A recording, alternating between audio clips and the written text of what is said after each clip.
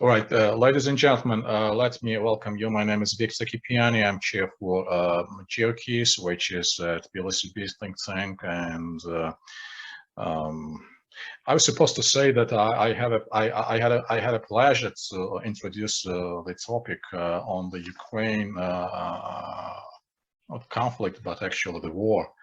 But I should probably, not probably, I should rephrase myself. You know, we have to speak today about the complete disaster which is happening in our close neighborhood to Georgia and its implications from military standpoint, from political standpoint. And when I've been discussing an agenda with which a while ago, of course, you know, at that point in time, the situation was critical and there were many challenging and pressing issues, but we still could not believe that it could change, you know, so dramatically, so drastically. And what we're seeing today is actually the war, a real full-blown war in the center of Europe. And probably, you know, our focus, our optics for these discussions would be a bit changed, if not largely changed, and to change to a large extent. So in these discussions, I'm joined by special people and special panelists. Let me present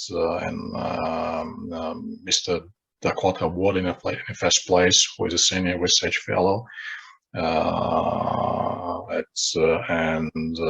works at the Center for National Defense, Davis Institute for National Security and Foreign Policy, the Heritage Foundation. Mr. Wood, thank you so much indeed for finding your time to join us at this very critical juncture in our history in the first place, and not just in Georgian history or in the history of Ukraine, but I think, you know, when it comes to the global design of security and the Eurasian landscape. So thank you so much indeed. And your insight, I'm pretty sure would be very, very appreciated by the audience and by people who follow very closely the events on the ground. I'm also joined with a long friend of mine, Rich Brady. Thank you, Richard, for joining us. Rich is a chief executive officer for American Society of Military Controls. And it's my special pleasure to also emphasize that Rich has joined the GeoKeys Advisory Board member. And thank you, Rich, so much again. That's actually the very first event, you know, when you're acting in your new capacity. And thank you so much. So next speaker and very special one is Mr. Vakhtang Kapanadze, who is a doctor of military sciences, Major General retired, and advisor of GeoKeys. Vakhtang is a former chief of Joint Staff, military staff, and his insight especially from military standpoint, you know, would be very much appreciated as well. So, gentlemen, thank you so much indeed. I was about to speak today more about the geopolitics of the region, but what's happening on the ground and what's happening every hour, the dramatic crisis and the war which is in Ukraine, which is not just about Ukraine. That's what I'm saying over and over in Georgian media. It's not just the Ukraine crisis. It's a much broader crisis. It's about rewriting the fundamentals of international order in Europe and Eurasia. And therefore, I think, you know, more the grounded analysis and sober analysis from our side would be right to the point and would be much appealing and much ring a bell for the audience. I think that the pressing issue at this point, when we speak about the Ukrainian resistance and punishing Russia as the aggressor, discussing what could be the limits of retaliation. I think, you know, this is a critical issue, and when I'm asked with that question, frankly speaking, I'm lost, you know, to find a proper answer. And I'm not sure if anyone has a proper answer, if it's possible at all to find the right recipe, especially taking into account that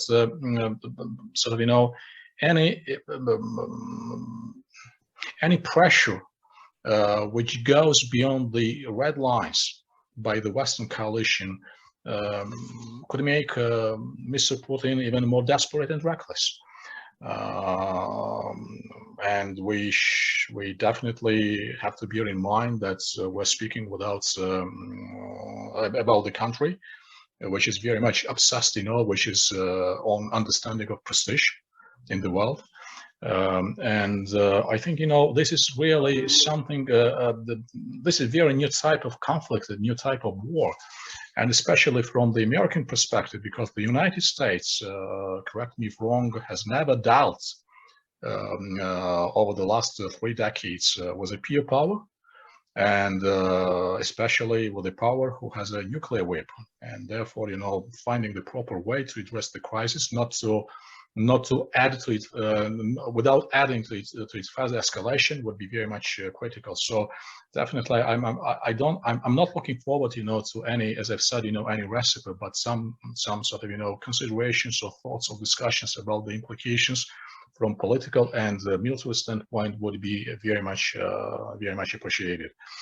When we speak about potential implications of the conflicts, from my standpoint, those implications could be sort of, refocusing NATO and sort of, recalibrating its commitments.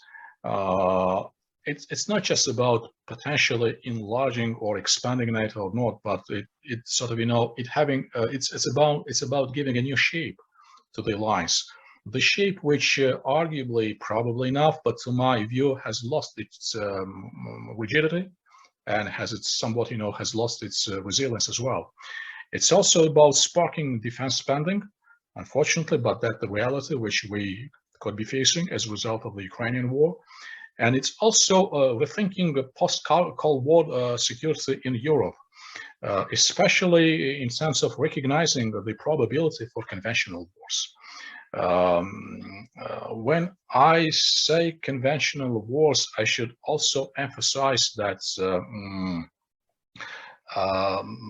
Europe will be getting to the stage of new normals, which is actually probably will not be new as such, but getting back into sort of, recalling some actions and some recipe and some toolkits, from the Cold War, swinging back to the policy of containment, but swinging back to the policy of containment in a new reality. And that new reality also is triggered by the fact that it's so much interdependence and so much interconnectedness in the world. And when we speak about European economy in the first place, in the Russian economy, there is such a high degree of fusion that it's also a big obstacle and it's a big headache, how the Europeans, in the first instance, would be dealing with the European security in Europe. It's also a question about sort of, the mentality of European politicians, because Europe has taken for granted that the prospect of the war is something hypothetical, and the security, as I said, would always be in a place and would not be violated, and this is something, as I said, for granted. And we see a new breed of European politicians who have not tasted all the challenges of the Cold War, and probably that could be also an implication of our discussions, what could be an effective response to the war, and how the aggressor could and should be responded, and how the conflict should be addressed as effectively as possible. I would also be very grateful to hear your views about ups and downs of NATO's eastern flank, as well as I've said, the broader issue about the current crisis impact on security and geopolitics in Europe and in Eurasia. So I suggest that we go as we have scheduled. So I think that's the first speaker, which will be you, then followed by Mr. Wood, and then followed by Mr. Kapanadzis. So it's up to you basically to pick up the focus. We don't have any sort of rigid agenda, and but what we should be conscious about that trying to make our speech preferably within 10-12 minutes. Then probably we will discuss in the regime of Q&A and close our session. So Rich, please. Thank you. Absolutely. Thank you, Victor. Let me just start out by saying, my thoughts and prayers go out to all the people in Ukraine right now in this very difficult time. I want to thank my fellow panelists, Dakota. He and I go back a few years in our time in the Marine Corps, and also General Kapanadze, who was a pleasure to work with during my time in Georgia a few years back. And finally, you, Victor, thank you for your friendship and for what you're doing with GeoCase to raise the dialogue around these very important issues. It's interesting, as you said, a few weeks ago when we were framing this webinar, we weren't where we are today, and things have changed very rapidly over the past 48, 72 hours. So we obviously need to address that. When we first started talking about this, we talked about Russia's Demarche or Russia's, act of diplomacy. What was Russia trying to get out of these actions of moving forces along the Ukrainian border and up into Belarus, along the border with Ukraine there as well? Obviously, and I will take probably a fairly hard line on this. Up to this point, diplomacy has failed. It's failed to deter Russian aggression. And as Clausewitz said, war is the continuation of diplomacy or politics by other means.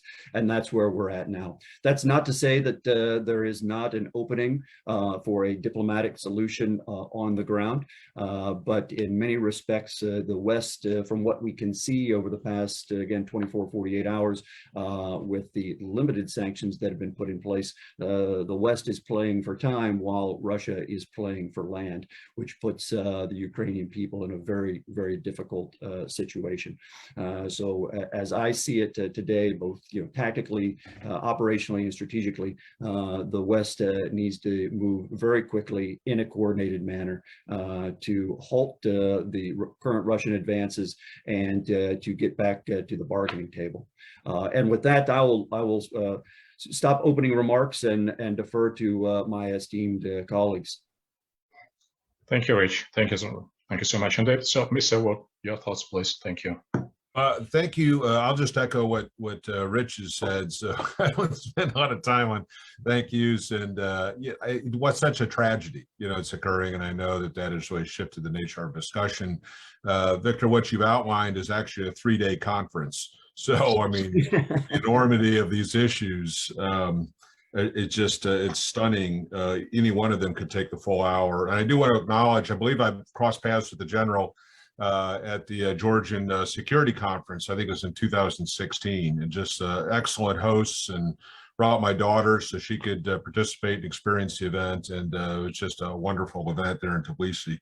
I think there are 3 themes or components that bear on our current situation, and very briefly to address them. The one is the nature of risk and how that has changed over time. Way back when you had wooden ships and iron men, it would take weeks to get forces from one place to another. You'd have to march great distances over land. And so you could say lots of things, and the nature of the risk to your country or your people was very physical, and it took a while to manifest.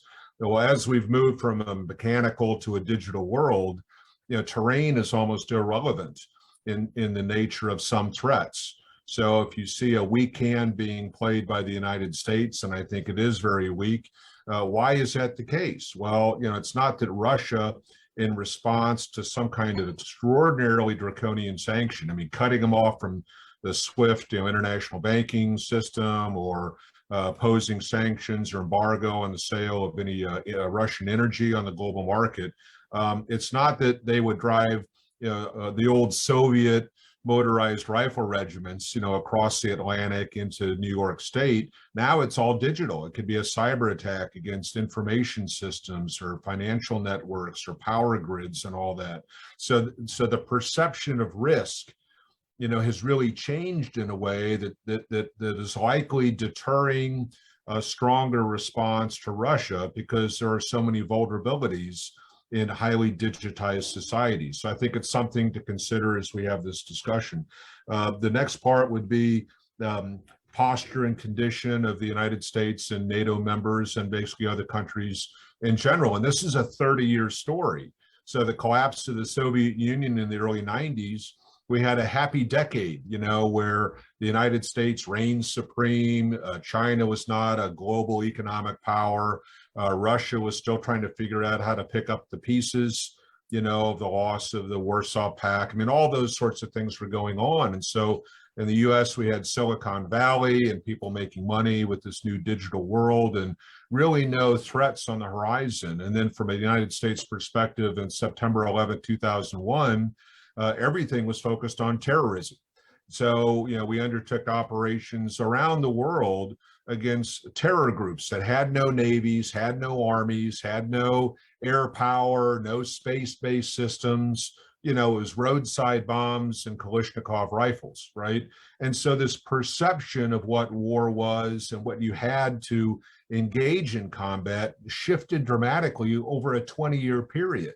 The US could do whatever it wanted to do without fear of interdiction, no threats to supply lines. You could use air power unabated, because nobody could shoot down an American plane at 30,000 feet, right? And so there's, again, this perception among the public and even amongst our military establishments. And we saw dramatic slashes in Germany's military, the British military with the Royal Navy, Royal Air Force, Royal Marines, and British Army is 160,000 people. I mean, it's smaller than the United States Marine Corps alone at 180,000. Britain, all 6 of Britain's new destroyers are in port with engine problems. Germany in total only has 300 tanks.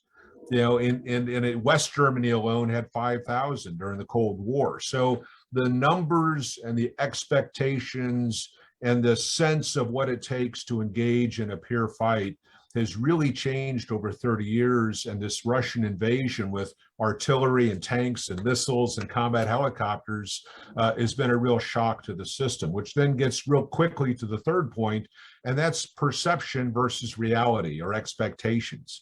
The idea of major war between 2 states is such an old 20th century notion, right? It's so antiquated, it's so legacy, that if anything happened, it would be cyber and directed energy and artificial intelligence. So this has really shocked, I think, a lot of capitals, a lot of populations in various countries, and it's going to lead to a recalculation. And how that relates to Georgia in particular, if you look at a map, and just being very frank here, just the honesty of what is the military capability of NATO to spread itself out to cover an ever widening, sort of terrain, especially on the periphery. And if you have a salient, we've all got military experience. A salient, like the Baltic states are in the north, is very hard to get to, if you're geographically separated. So this Russian assault of the sovereign country of Ukraine, I think, is really causing a lot of people and governments to reassess where they have invested and not invested, how they calculate risk, and what expectations actually accompany real war on real terrain when you have to account now for correlation of forces and getting people and materials from one place to another. So I know I've talked too long, but this is your 3-day conference in 60 minutes. So I look to the general to correct anything I might have mistaken. Thank you. We could stay longer if you wish, so I can go on. Yeah. So thank you so much indeed. Thank you for various sort of, the good points which you raised. And yeah, let me please go to Mr. Kaplanadze, and then we will sort of, proceed to Q&A question. Victor, Thank you. First of all, of course, I'd like to share my appreciation for this kind of meeting, and for me, always pleasure meeting with my friends and sharing ideas such as experts. And with your permission, I'd like to continue ideas of Mr. Wood about this is Russian style of warfare today. Before that, I'd like you can imagine how difficult for me watching from distance what's happening in Ukraine when I studied, and many of my course mates from military academy now it's fighting, and I don't know whether they are still alive or not. because they, of course, they have not its connection with mobiles, etc., etc. So understandable. Just it's back to the Russian style. So starting of 2014, experts from West, from East, almost all world starting talking about this Russian style of hybrid warfare, Gerasimov's geniusity, so how smart he was, trying to find some roots from mercenaries' ideas. It's Russian military experts who was in South America at the time, so he's there all time, and about his ideas about this kind of new wars and new generations warfare and a new style of warfare from Russia, etc., etc. But 2022, Russia put aside everything, took just a very quite old book of manual of operational art, open and starting to chrestomatically what was operational operation providing operation, or they called large operation, not campaign, large operation in reality.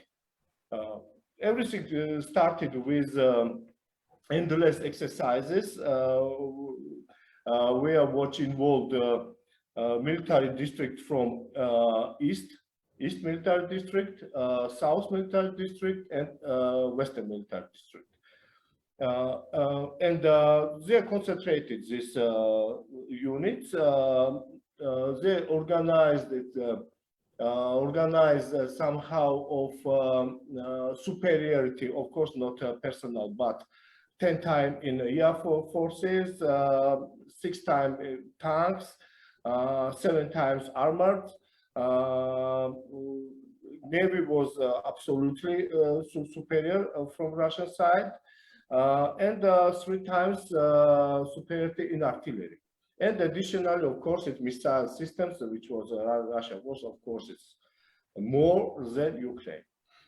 They're starting this operation, a large-scale operation, with reforming of this military district as a army groups. Now they call army groups. Before it was fronts, and they organized 3 army groups: North, West, and South, and started with, as they call, mass fire strike.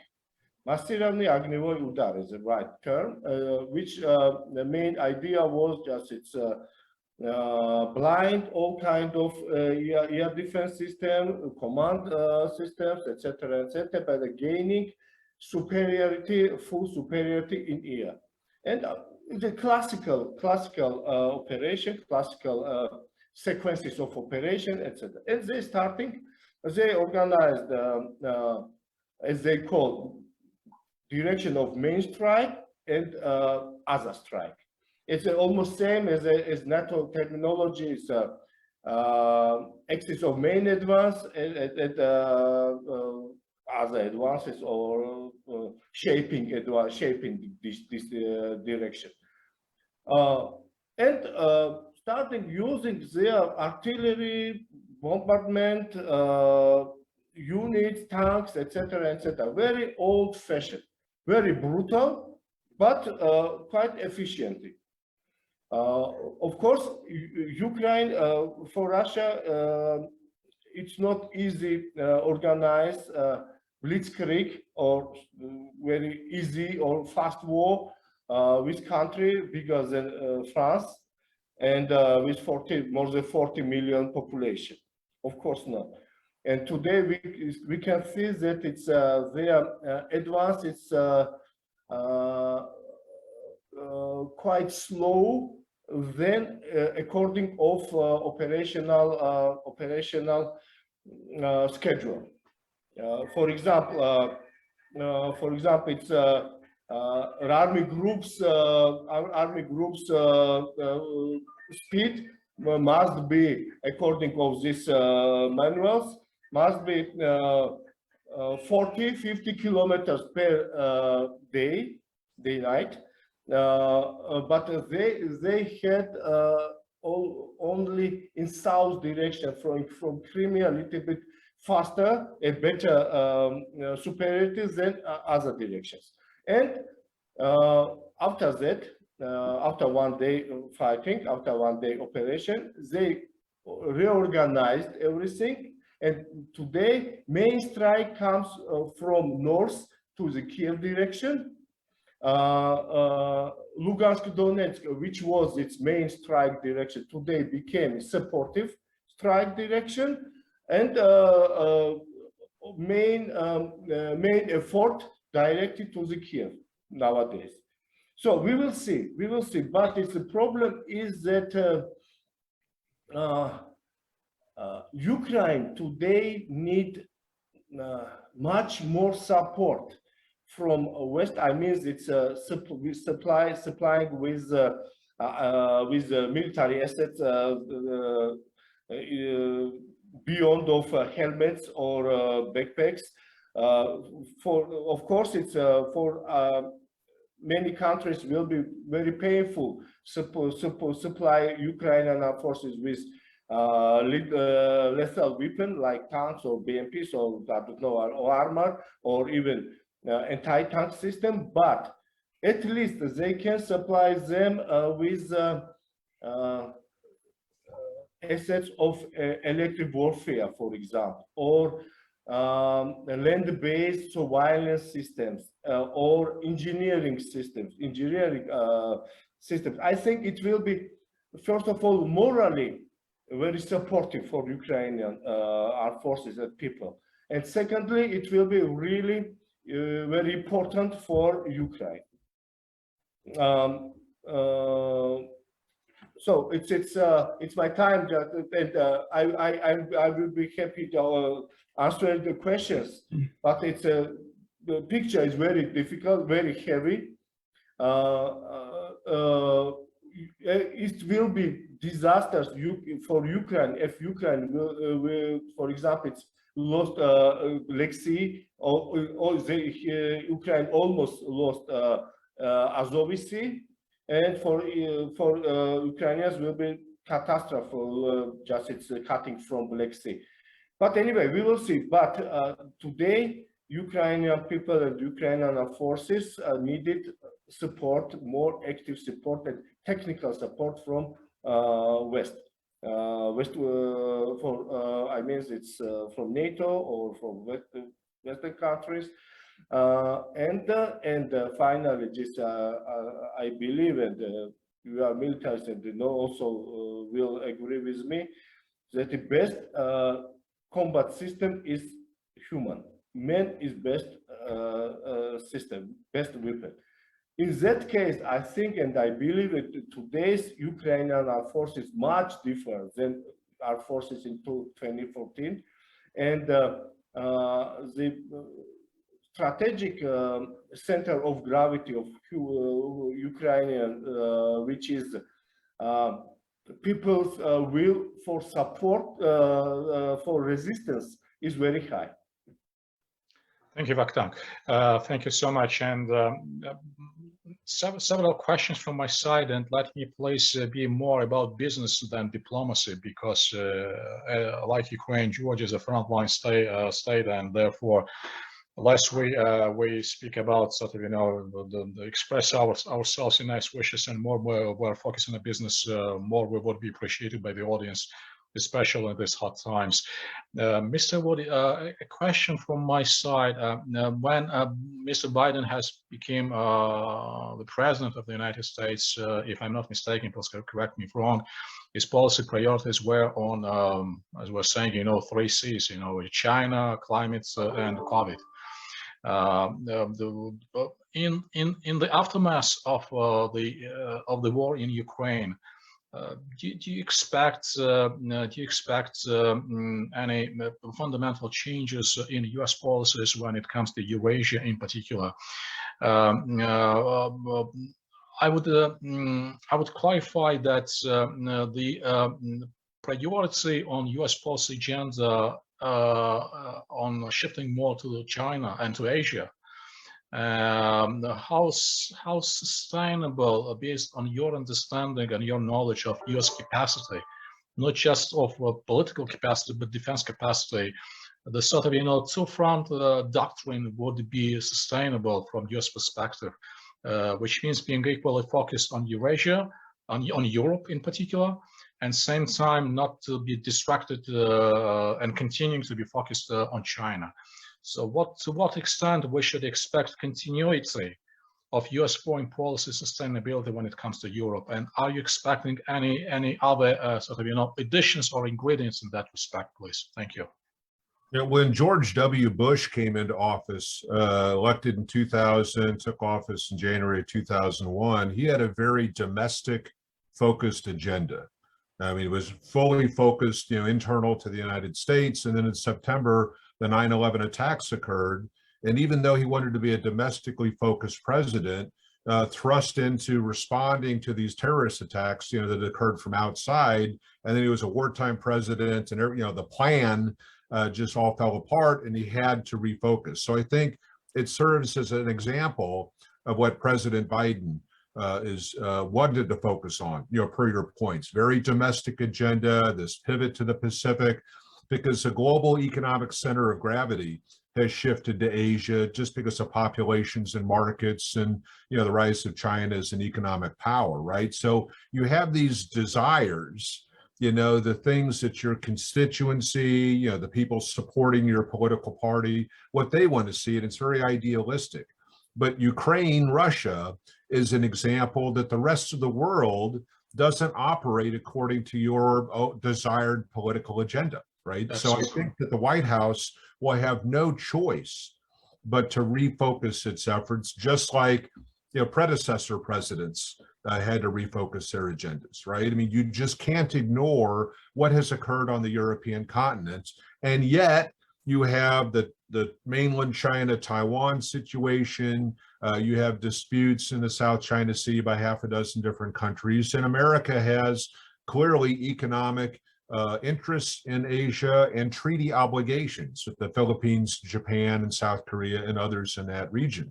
So this gets into the very wise point about capacity. Does the country have the ability in a time and attention, military power, trade relationships to deal with both major regions of the world, Europe and Asia?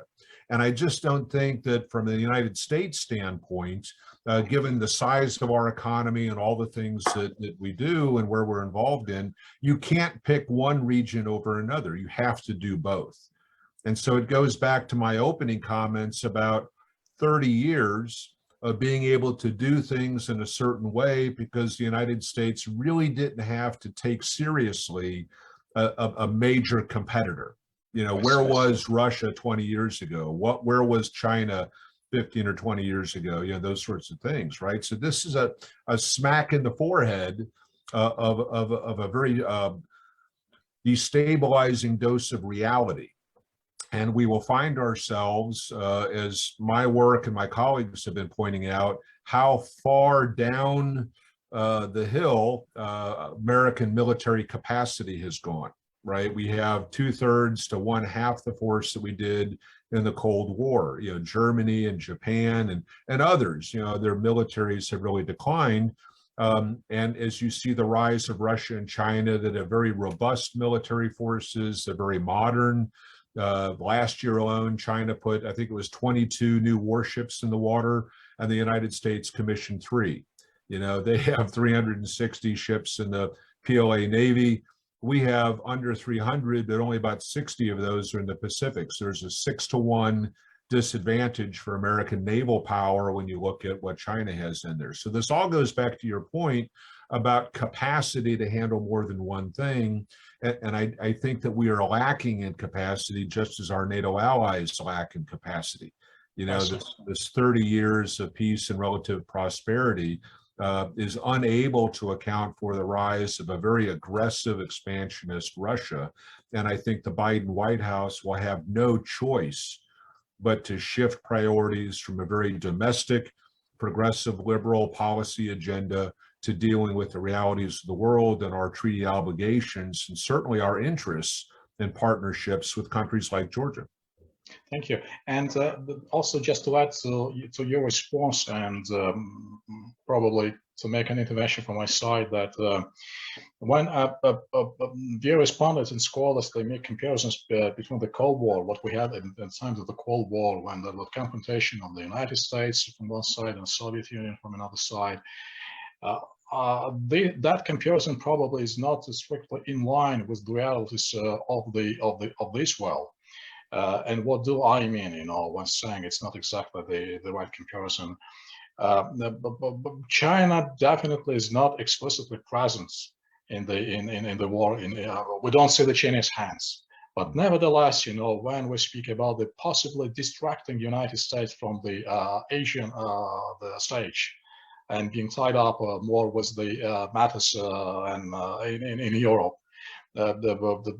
Obviously, and my understanding, that proposition is right, that Russia is very much bolstered, if not driven, then bolstered, by Chinese support, and therefore, that makes, the conflict in Ukraine even bigger than just about the conflict in Europe. It's a big issue. It's about global security, and it's not just about settling the matters in Europe. It's about how much resources and how much capacity would be left to the United States when being driven by its pivot to Asia. So I think that I would not be saying these are the speculations, but this is just a plausible concept that China, as I've said, not tangibly, not visibly, but still is somewhere on the horizon when we speak about any war in Europe, and not just the war in Ukraine. Would you agree, that this is not a speculation, but it rings a bell?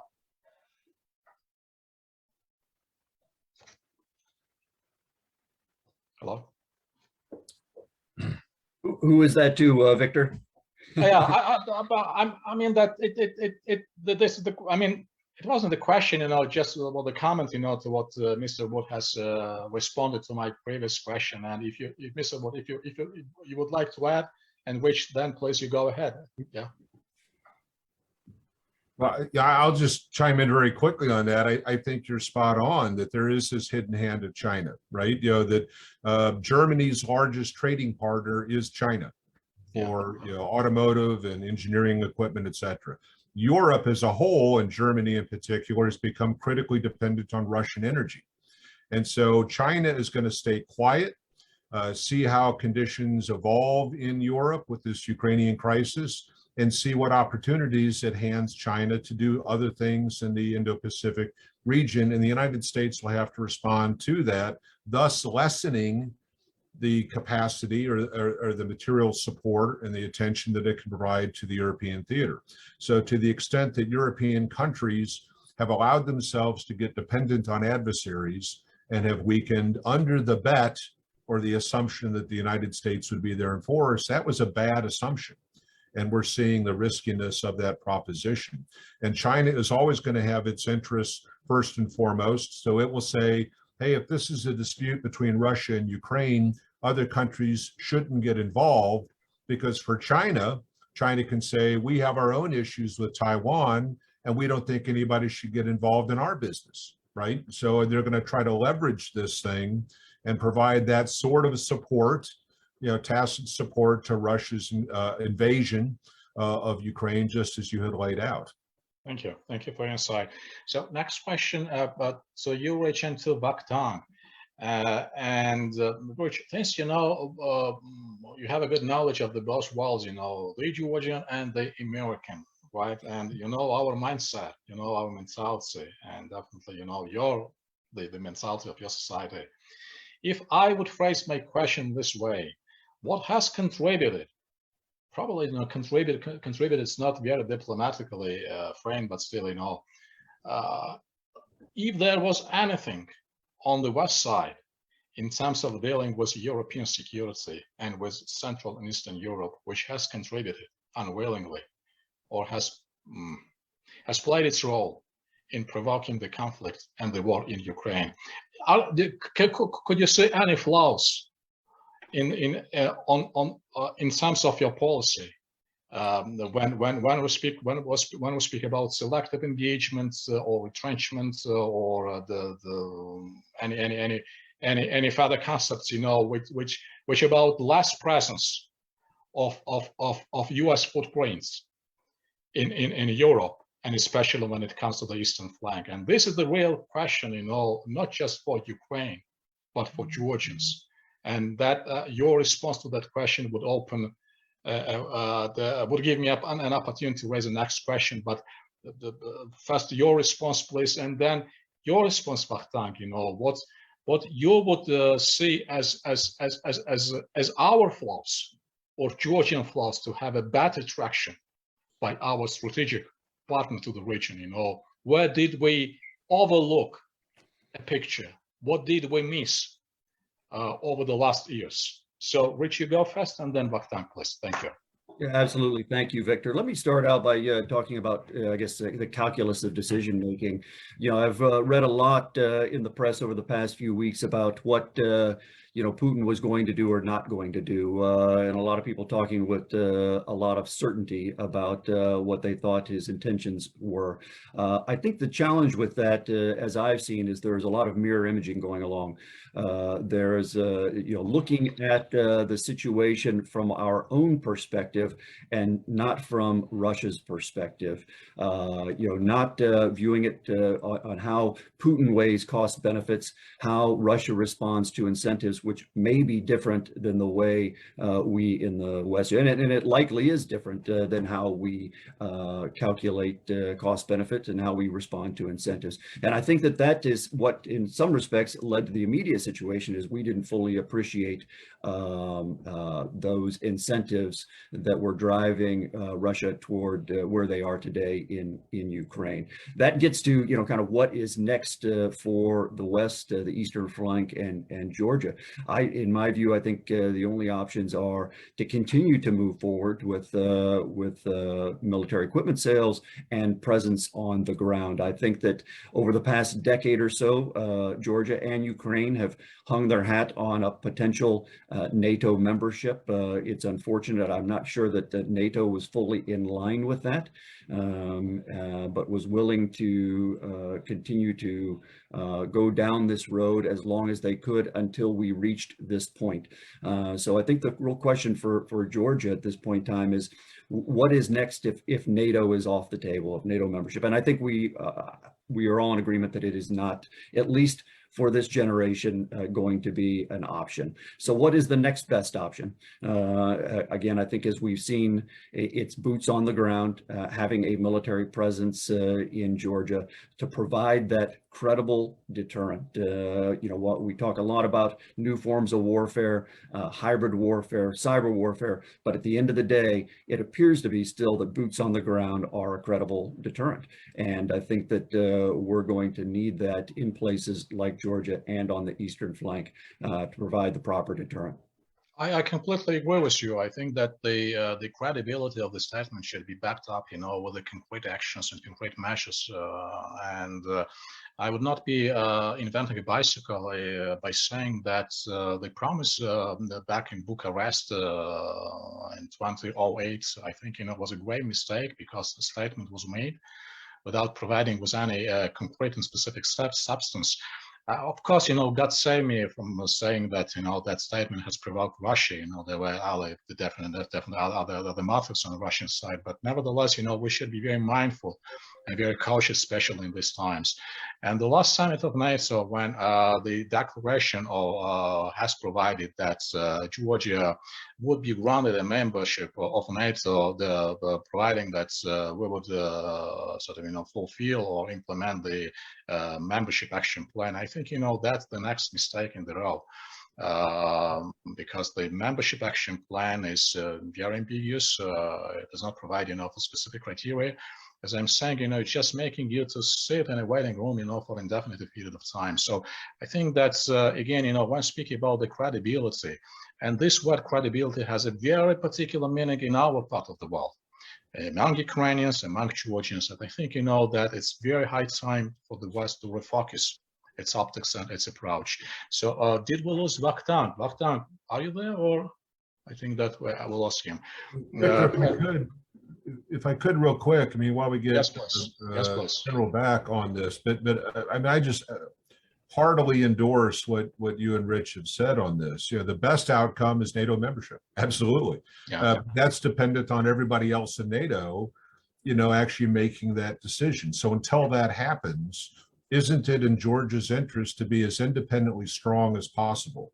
You know, Finland, fiercely independent, had to remain non-aligned. So the Finlandization wasn't a vassal state to the Soviet Union. They had to make their own way. Israel lives in a very tough neighborhood.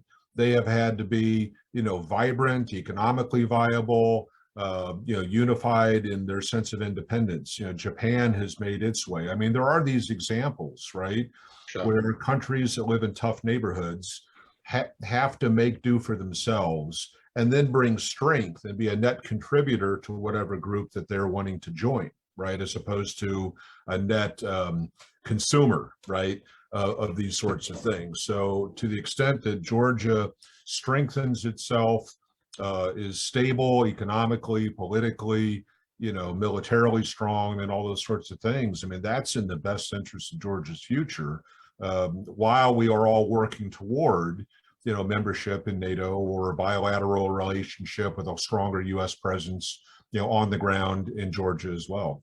Thank you, Dakota. Thank you. Vakhtang, what are, say, you know, the Georgian complaints based on your knowledge, on your insight? Georgian, I mean, if we're speaking about two-way street, so it's not just a Georgian land, but it's a Western land. And Western land, when we say West, you know, it's particular with a strong emphasis on the United States for obvious reasons. What sort of, you know, what were the expectations? What were the expectations which have not been met so far? You as you as a retired general, as reputable military, what would you say from your professional standpoint? I can say that it's a hard, those are hard questions, but I think, you know, that this is a very high time for hard questions to be raised. So yeah. The problem is not only for Georgia, from my understanding. Also, there's problem with Moldova, problem with Kazakhstan, maybe, and other post-Soviet countries. It's what is our future? What kind of fate we will face? For example, if Russia will success in this operation, or if Russia cannot success of this operation, and what kind of rehabilitation he decided to do, and we are under this threat. No doubt with it. And big, very short, I'd like to just to stretch your attention on one thing.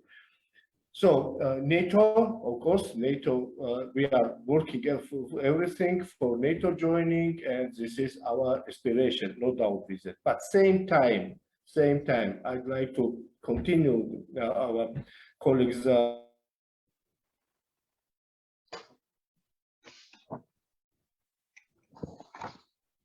Hello.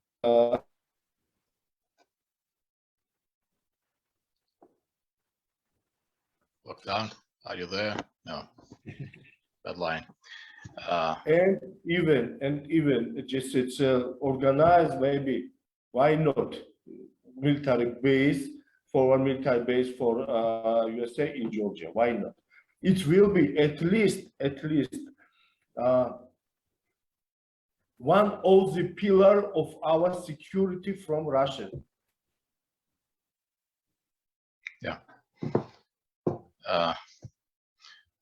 It's Vakhtang. Are you done with your question response? Yes. Okay, thank you.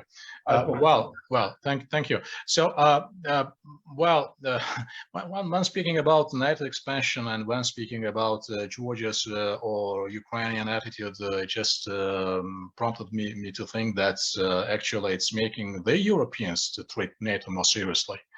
And in their mentality, in their mindset, you know, to respect the due role for NATO, fitting with their sort of, you know, understanding of ambiguous strategic autonomy concept, you know, that's very important. So I very much hope that if we speak about the upsides of the Ukrainian war, if there is any mention, and could be any mention of any upside, of any war at all. I think, the Ukrainian war could be a good reminder to Europeans how important NATO, how important, strong American presence and American-led efforts in the NATO alliance, for the European security. So that's very important.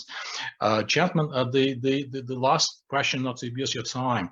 Of course, there is a myriad of issues, but as we touched on NATO, and conscious of all the frictions among NATO member states, just setting aside expansion on NATO, potential enlargement NATO,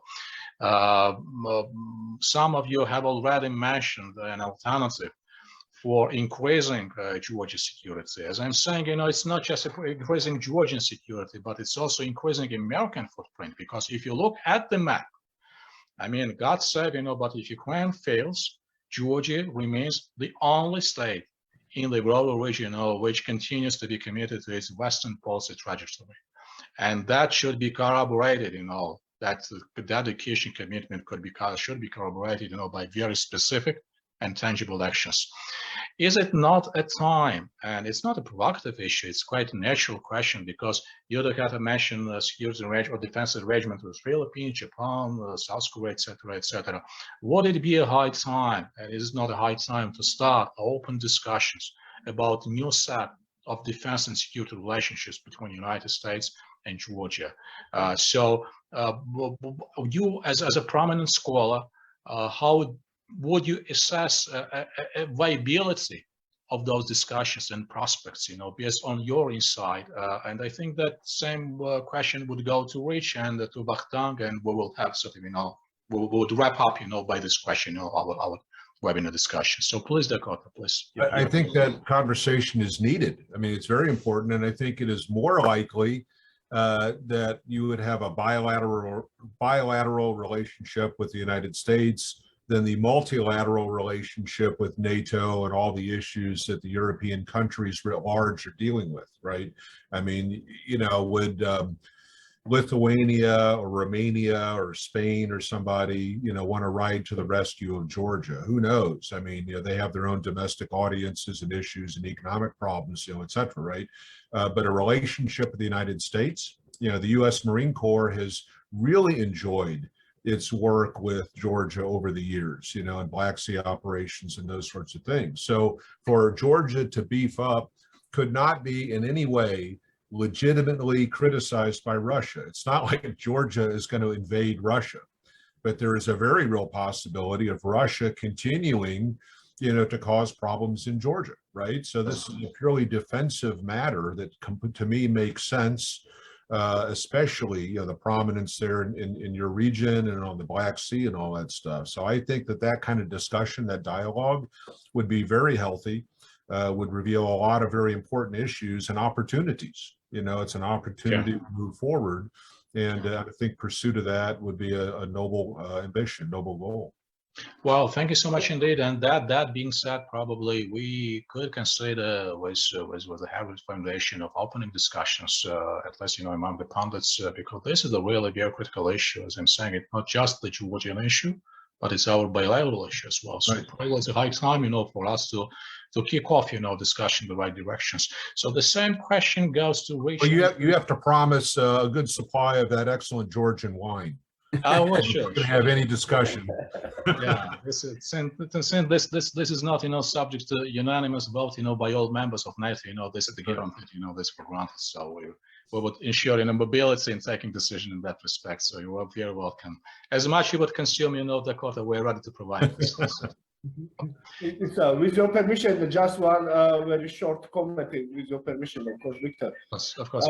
As a military, I saw in Afghanistan, I saw Georgian soldiers, U.S. Marines, how they have fought, live. We are happy, we are not happy together. Right. And no differences between culture, between understanding of living philosophy, etc. Sure. I hope and I believe this kind of jointness will be great for Georgia if same will be with diplomats and politicians. Of course, I agree. I'm always saying that the Georgian soldier is the best ambassador for his country.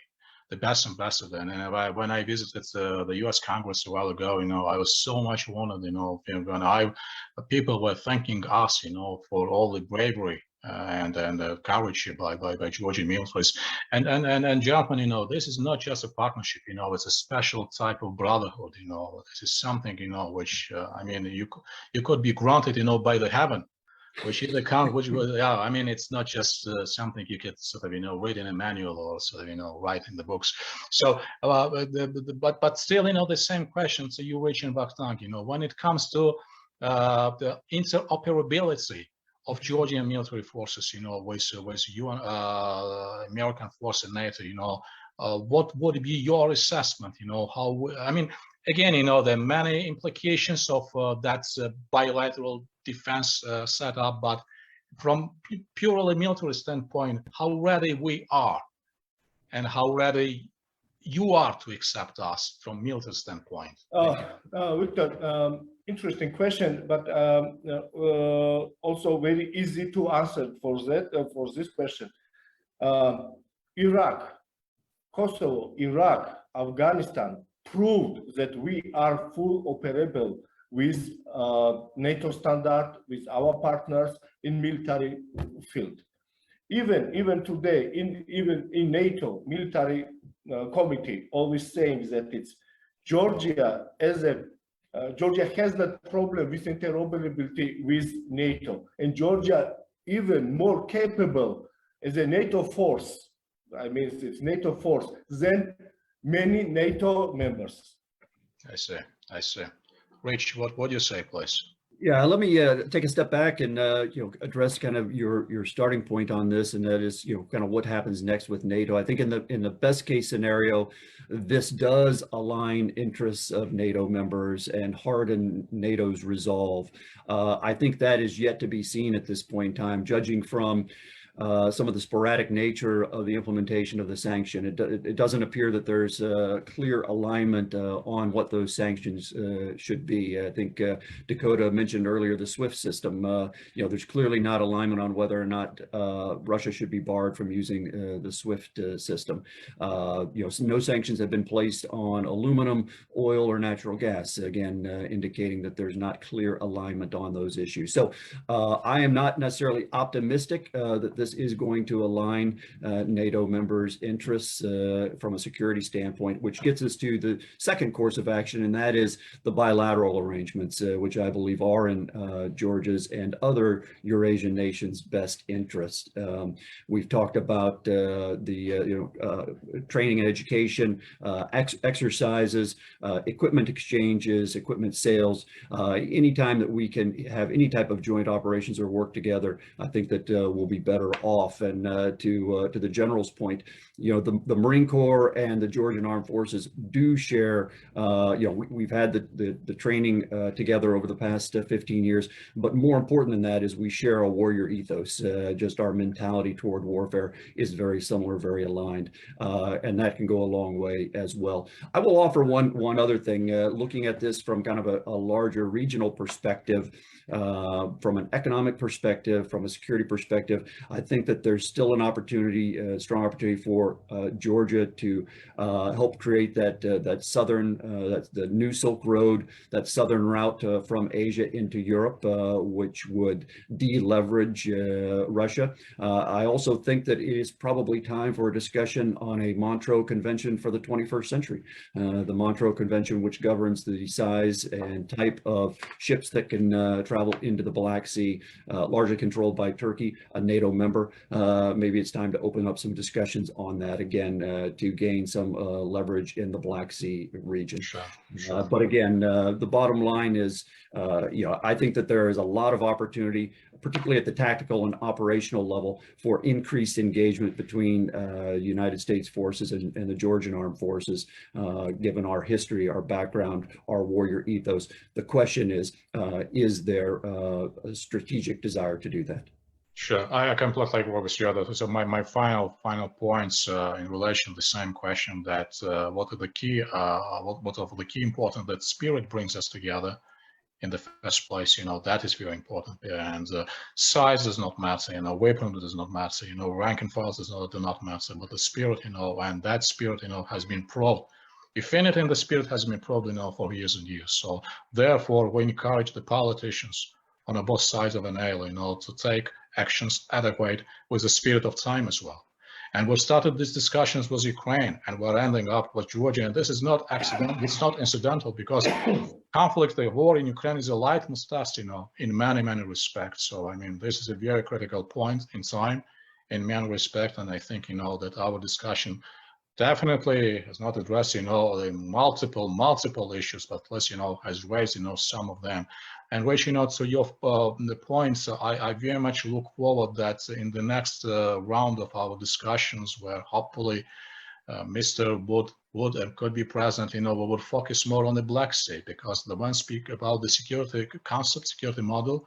The world looks like to be moving more on the way of sort of, hub and spoke regional security models. So we know the example of Quad, the example of AUKUS. I think the Black Sea could be a very strong united factor, in addition, of course, to NATO, in addition to the lines. But having a standalone example, in terms of increasing or boosting, the Georgian defense security and the U.S. potentials and interest in the region. So this is a very broad topic. So I would rather stop here. And well, gentlemen, let me thank you wholeheartedly, for your time, for your patience, with my non-professional inquiries. But I think, those are the questions, which really, they're extremely, very highly on the Georgian agenda and on the regional agenda. So I think that we at least have provoked, some interest in terms of the follow-up thoughts, from the side of the audience as well. So thank you so much indeed, Mr. Wood. Special thanks to you, and I very much hope that this is actually not the first contact with the Heritage Foundation. We had very productive webinar with Mr. Carafano. We had the starting webinar, the very first webinar with you, Coffee. And so, we keep continuity in that regard. That we have a legacy, and hopefully we will be building up, that legacy, more formidably and more tangibly. So thank you so much indeed. My great pleasure. Thank you.